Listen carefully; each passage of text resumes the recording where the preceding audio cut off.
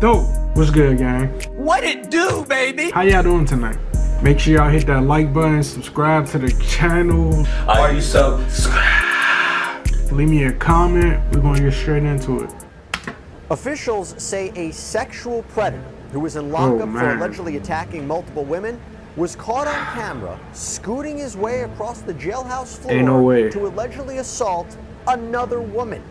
You gotta see this video, and we're gonna break it down from this can't be real. This can't be real. Justin Paperny. Welcome to Sidebar, presented by Law and Crime. What? You gotta hear this one. Arizona officials say that an inmate at an intake facility was able to sneak past a deputy and try to sexually assault a woman. That made me so mad. That's making me talk about this. I want to bring in prison consultant and friend of the show, Justin Paperny. Justin, good to see you. How is that possible? Before we even get into the video, and there's a lot to get into. What are inmate intake facilities? First, walk us through that. Well, when you're taken into custody, there's a whole process. You are going to get naked, or as they say, squat and cough, to make sure you're not smuggling anything in. They'll ask you tons of questions. They'll give you a prison uniform. They'll drug test you. You'll go through a breathalyzer, and after several hours, at times through segregation or sitting in a little hole waiting for them to come back and forth, they'll process you in. And several hours later, there you are, sitting in prison. The intake process can be anywhere from an hour to several hours, depending on how many people they're processing. Damn. Okay, so with that in mind, and that was a great setup to talk about this scenario. So this happened back in April, and the Maricopa County Sheriff's Office just released the video. There are multiple camera angles that show us different views of this alleged sneak attack. So first, a little bit of background here. We have 29-year-old Justin Avery. He was at the intake, transfer, and release facility after he allegedly assaulted 5 different women in public places on the Arizona State University campus in Tempe. He was arrested outside of a library because authorities say he didn't have any This nigga was harassing with 5 ASU, but different... he allegedly used the campus as his hunting grounds. Now, court documents allege that he targeted women at random, mostly in parking garages, groping them. This is according to reports from the victims. One woman says that Avery tried to strangle her, so she ended up kicking him in the groin to get him to stop. Now, Avery appeared before an Arizona judge. He is a repeat sexual predator, attacking 5 women here. It is just extremely unfortunate that the victims could fight the defendant off to prevent the crimes going to their full extent. So again, before we get into the specifics of this situation, my gosh, Justin seems to be a guy that, you don't want on the streets. You just summed it up beautifully. There are some people who are charged and arrested and be able to be given bond to continue to work in the community under supervision. I feel like on shows like this, you should be allowed to curse. Sexually assaulting 2 people, then immediately out on bond. I don't know, maybe I'm wrong. I think it speaks to I just feel like you should. Like, this shit crazy. Some should not, and you could argue there's some culpability with the government. Can we see the footage? Like, come on. I understand the cost of corrections and that it's very expensive to warehouse people in prison. A lot of these states are broke and they don't want to spend more money than they need to. But if someone is at risk to the community and they've been charged with sexually assaulting people, damn near crab walk. Some people shouldn't be removed or let go on bond, because guess what? It is cameras in there. With that in mind, Avery's arrested. Who's like looking at the surveillance right now? Like, nobody's looking at it live. Release facility. There's nobody that watches this shit live. So it's April 17th. So this room is divided into 2 sections. There's a waiting area for women, and then there's another one for men. There's a desk at the dividing line where a deputy sits, supposed to be keeping an eye on things. It's almost 4 in the morning at this point. But you know he not. A lot of the detainees are trying to sleep. Some are in street clothes, others are in orange gel jumpsuits, and a lot of them have huddled down inside their shirts to try to stay warm or to block out the light. Some are spread out on the floor, and that includes our suspect, Avery.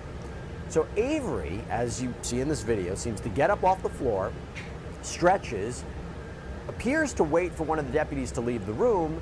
Then he sits down and slides out of view of the deputy, allegedly crawling and pushing himself backwards around the desk.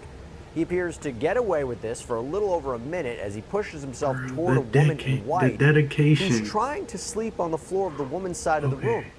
Then you have other cameras that give us a view of Avery getting closer to the woman before he appears and allegedly starts to pull his pants down and expose himself.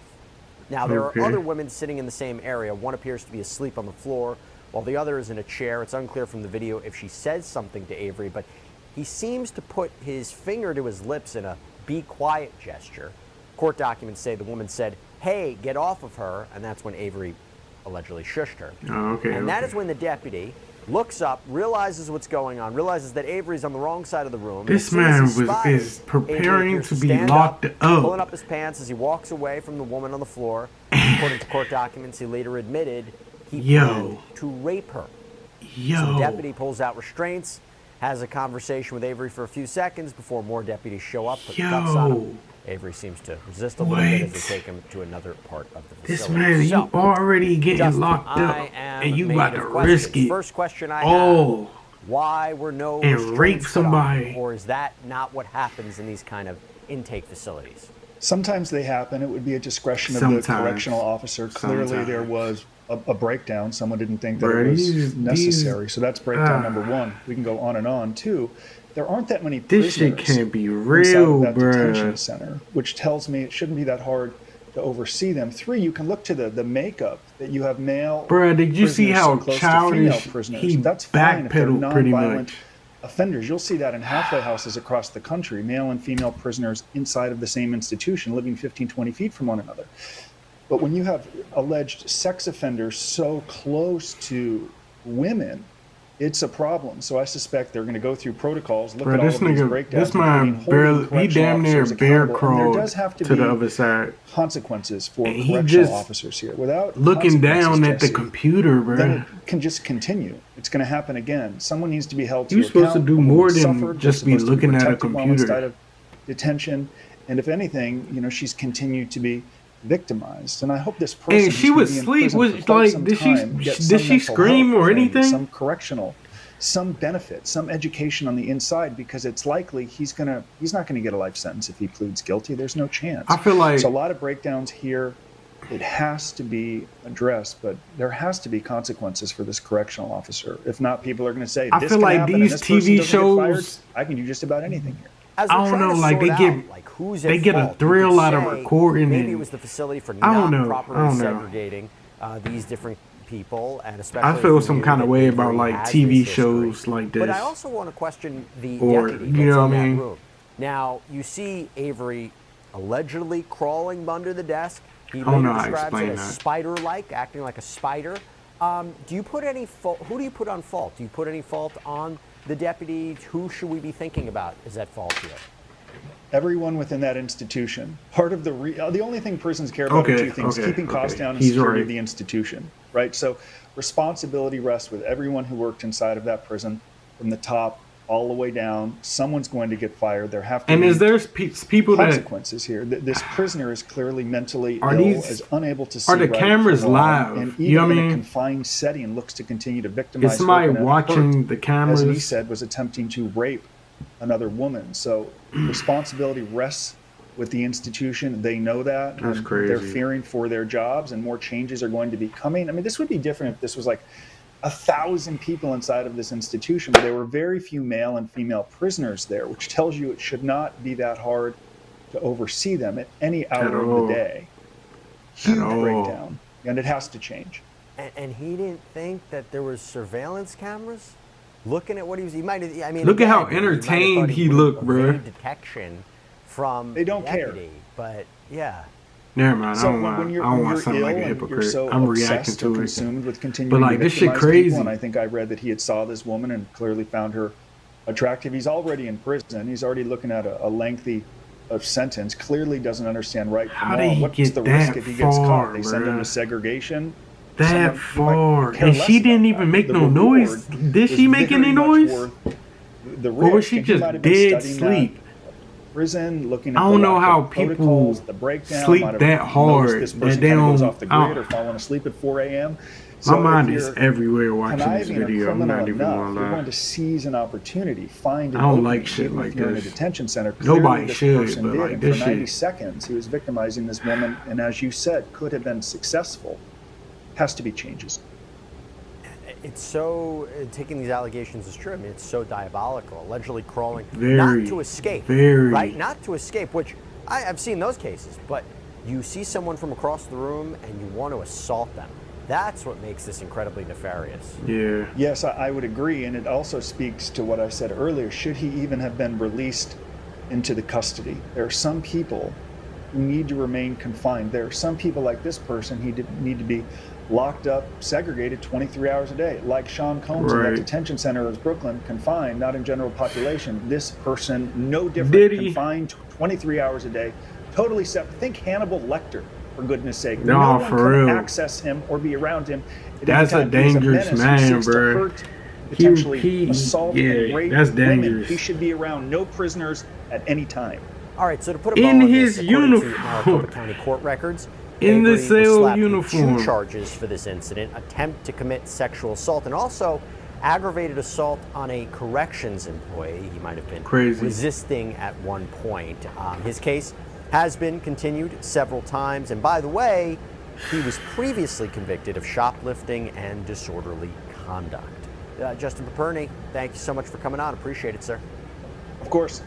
All right, everybody, that's all we have for you right now here on Sidebar. Thank you so much. The news is so depressing. Shows like this. I know it's life. It's life. It's reality.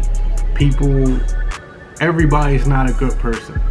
Everybody's not good. We gotta accept that. We gotta understand that. Comprehend that. Everybody's not your friend. You just gotta know how to maneuver on this planet, you know what I mean? Let's get back to our regularly scheduled program. Man, shit. Y'all let me know how y'all feel about this video in the comment section. Y'all be careful. Make sure y'all hit that like button, subscribe to the channel. Are you subscribed? If you don't want me to react to videos like this again, let me know. I'll see y'all in the next one. I told myself no back, you can just keep your love, I'm cool with it. Try to let them in, they backing up, they said can't handle it. Just give me some time, I made this shit. She said she need my heart, so why she down the shit? Yeah. That's how the game slide. Yeah, sitting there for the coupe, that's how the game slide. Yeah, sitting there for the, I got a bad bitch on me, I'm sitting there for the. Yeah, sitting that photo coupe outside with the gang we slide. Damn, bad bitch on my line, she getting too red beside it. Damn, pussy function, I got a game beside me. Yeah, said I be making her mad, she getting too red like targets. I just can't keep my mama off me. Said she want more, I think she lost with me. We can go back for man, we know that. Keep it cool. Keep it classy. We love you. Stay awesome. Always. And forever.